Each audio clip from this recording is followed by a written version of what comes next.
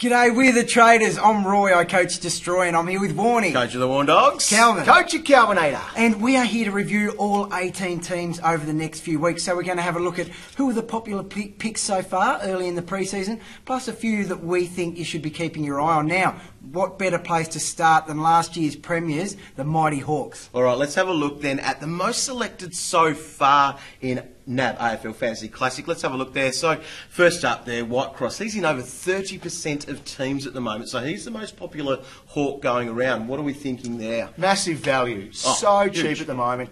Very, very understandable why a lot of people are locking him in. Yeah, I'm concerned for Whitey. I think they're going to really nurse him back. So I don't think he's going to start round one anymore. Yeah. I'm just not convinced. Yeah, I hope he does, because that's an easy spot to fill in. So I definitely think he's best 22, but I don't think he'll play early on. All right, a couple of other defenders there. Hodgie, he's the next. He was the best defender going around for the Hawks, and should be about the same again, do you think?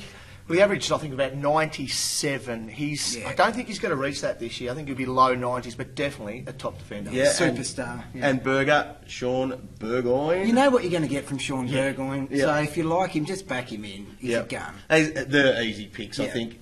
And it's your decision whether you start or look to upgrade them, because they're probably going to be in the mix there for those top defenders at the end of the year. And then, like a rocket, Jed Anderson. Yes. After that NAB Challenge game, the opening NAB Challenge game, he was great. He had the highest fantasy points, 97 points he had. Look, is he best 22?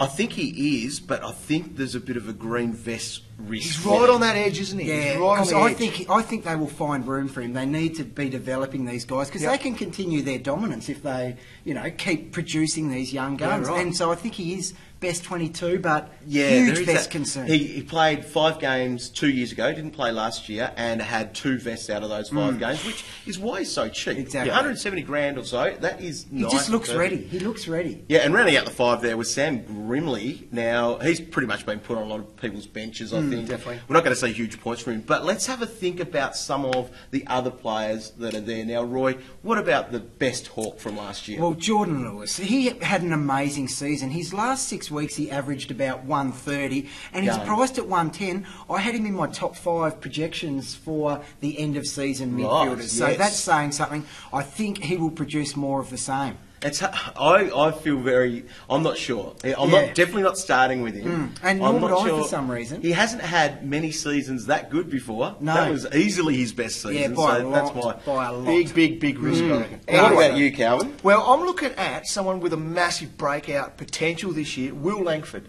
Yes. Averaged 69 last year. I'll get a couple of numbers for you. In finals last year, now those finals games don't count towards his average, he scored 76, 103 and 106. And nearly had a Norm Smith medal too. That is ridiculous. Now, if he can even average 85 to 90, that's a huge breakout. Now, no one really tags in NAB That's Cup, it, but isn't in it? NAB 1, I saw him getting a free run at it. Well, that's going to be his role, isn't it? Like, if he is tagging, we're going to expect an average of 70-ish again. But if he's let loose, look out. Definitely. Now, Calvin, while you're there, are you picking your mate Gunston again?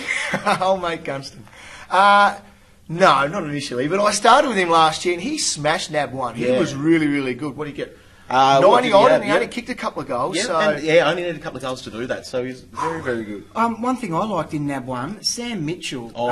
He just looked 25 years old. He was getting the ball everywhere, but what I noticed, he was back playing off half-back again. Now, we know at the moment he can only be picked up as a midfielder. And I don't think we'll be doing that. No, I don't think so either. But keep your eye on him from when the DPP is added for a few players. If he gets defender status, he'll be right up the top of the radar. For sure. Definitely. I like that. Now, who's in your team at the moment? Who's definitely locked in from the Hawks at the moment, or who's close enough, depending on a bit more NAB form? Well, at the moment, I think I'm still sitting with Whitey there, although you've scared me a bit, Roy, there, saying he might not be there round 1. But I think at the moment, he would be the only Hawk. Yeah. Well, I'm thinking about Jed Anderson now, seriously considering that.